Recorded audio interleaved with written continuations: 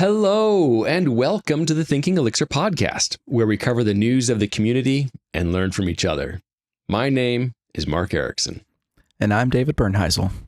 Hey there. Before we jump into the news, I wanted to take a moment to wish everyone a Merry Christmas. If you celebrate Christmas, then now is the time to be with friends and family.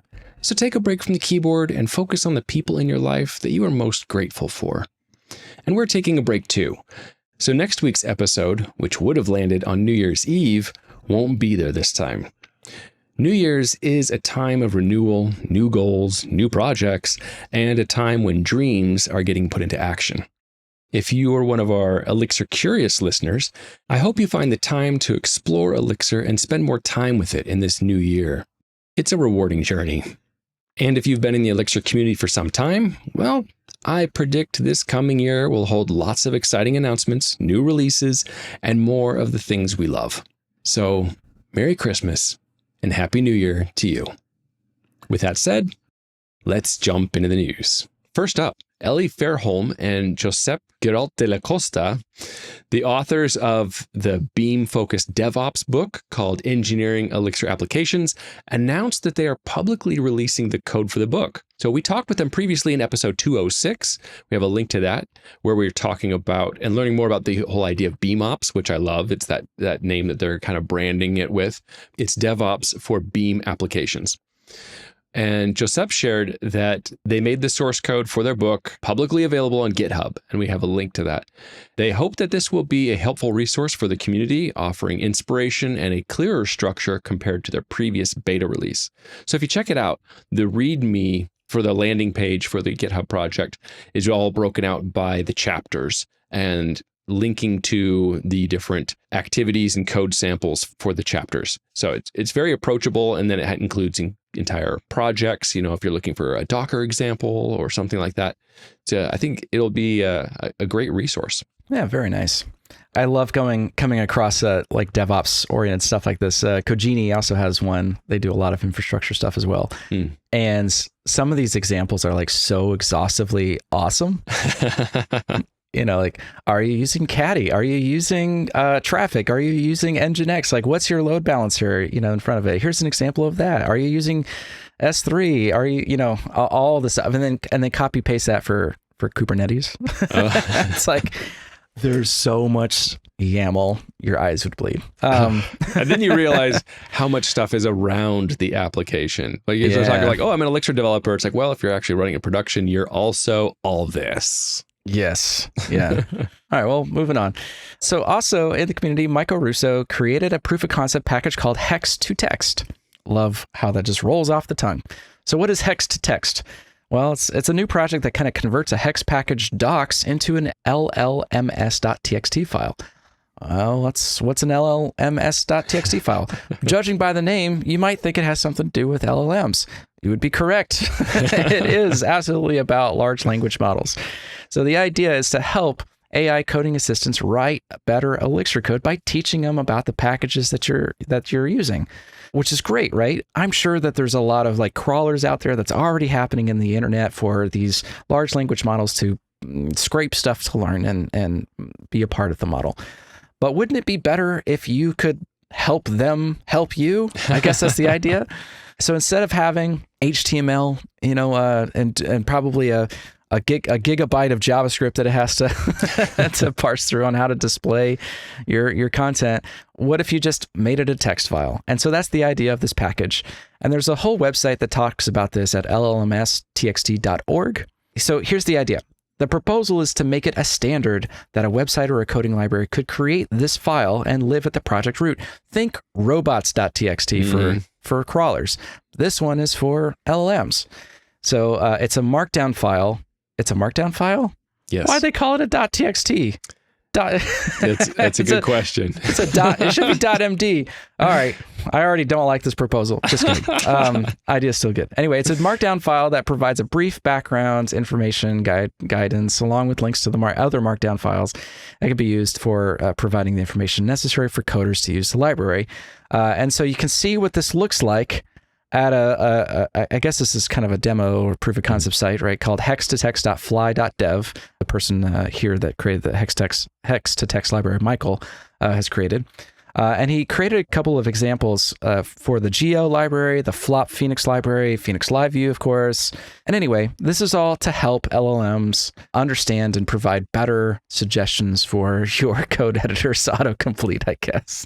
Yeah, because when you think about it, the LLMs are all trained up to a point. The current OpenAI ones, I think their cutoff date was like October 2023, something like that, right? Like, well, there's a lot of stuff that happens in between now and then. If you want the latest Phoenix LiveView 1.0 documentation help, you're not going to get it through an LLM like that. There may be others, like you could try Perplexity AI, which actually uses real web stuff and links you to the actual sources. So you can check that one out.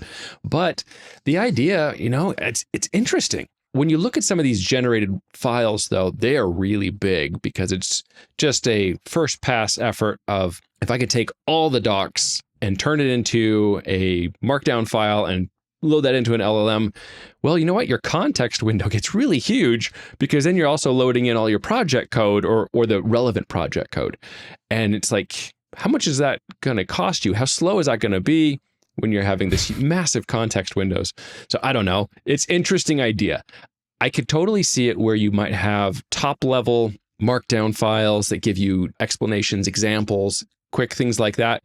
And then the markdown files could link to other deeper nested documentation specific maybe for that particular function that you're looking to use.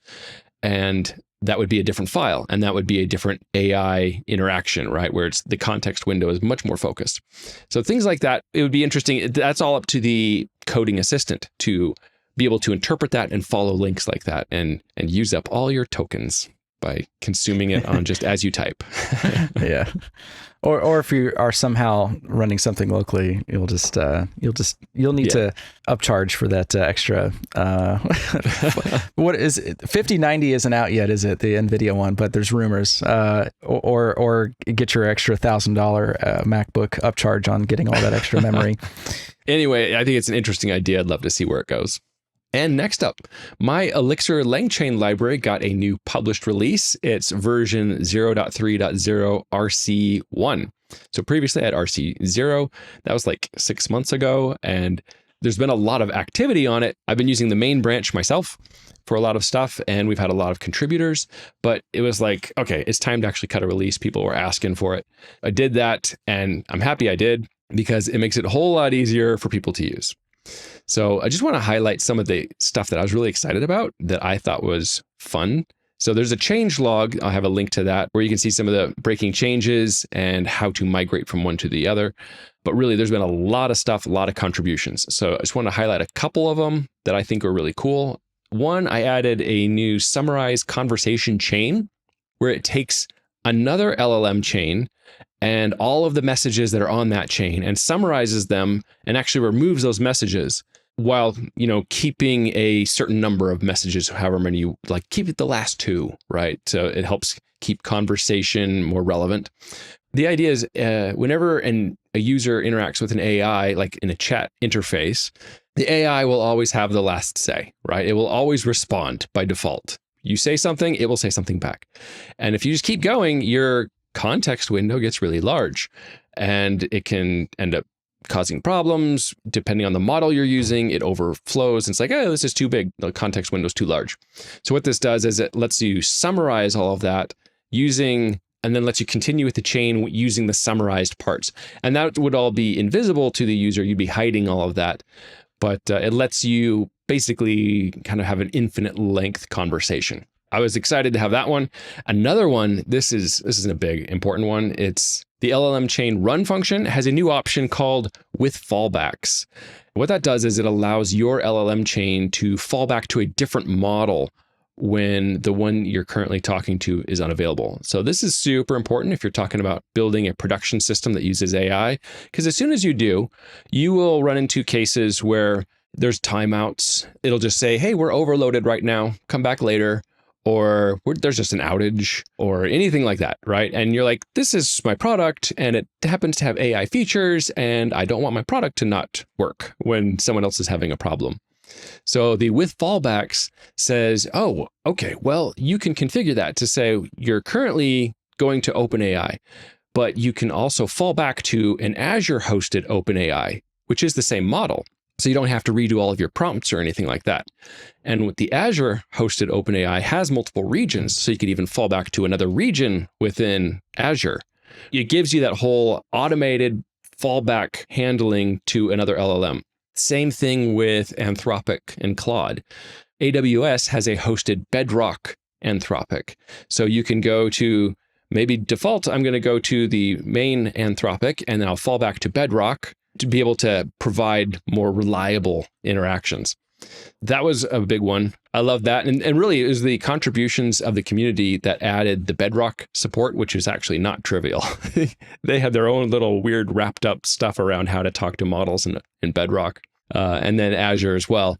So yeah, and we've got updated docs showing you how to use the OpenAI model with Azure. You know how there's the ubiquity of AWS S3 and its API? Mm-hmm. So any bucket or object storage out there is like using that API now. MinIO, for example, is S3 compatible, and Cloudflare's R2 is S3 compatible, that kind of stuff. I wonder if there's going to be something like that one day for all of these. Like I guess that's LangChain, right? But like, what is the common API to query all these different models that have their own quirks and weirdness? And like, it's like, no, you don't get your own model unless you can play well with the rest of the public. Like you have to have these APIs now. Well, really, that's what a lot of it is. It's like the LangChain thing is creating an adapter to say, how do I talk to a Bumblebee Llama hosted model? Versus, cause that's very different than how you talk to. I think eventually there will be some standardization, some way that we refer to all of these things. It'll just become like, they're all called the same thing everywhere. But while it's still being figured out, there's still differences. All right, moving on. Brian Cardarella showed off some LiveView Native updates, namely that they added support for LiveUploads, which is pretty amazing. And he went on further to say that having LiveUploads unlocks features like taking photos and videos and sending them back to the server. Pretty common for a lot of mobile apps, I think. So that's pretty great. LiveView Native is also using, LiveView 1.0 now. I don't know how close they feel like they are to getting LiveView Native to 1.0, but there's a lot of rapid development on LiveView Native, it sounds like. I keep on hearing good news about it. What do you think, Mark? I'm excited about the idea of LiveView Native because I think it's exciting because if you've ever had the idea of, I'd like to create a mobile app, and then you start to actually explore that, you realize, I'm probably, unless it's 100% on device, then I also need a server. And then I also, I need an API layer. What if I want it to be on Android too? And you quickly realize, I don't want to do this. This isn't fun.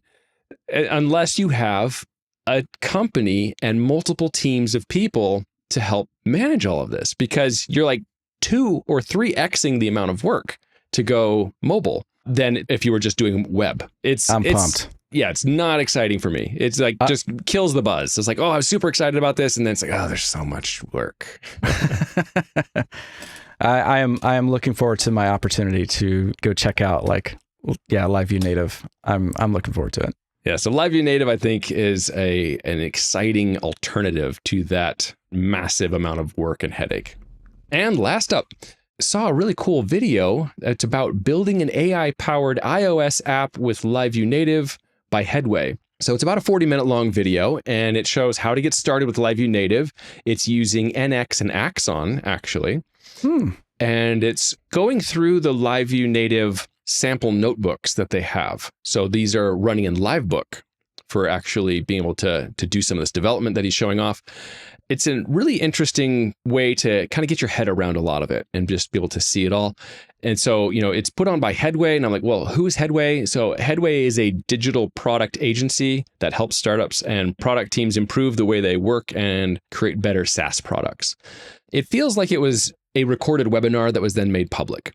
It seemed pretty cool, though. If you're interested in LiveView Native and you like the idea of some of this stuff and you want an easy way to start playing with it using notebooks, you might want to check that out. It looked fun. Yeah. Well, that's all the time we have for today. Thank you for listening. We hope you'll join us next time on Thinking Elixir.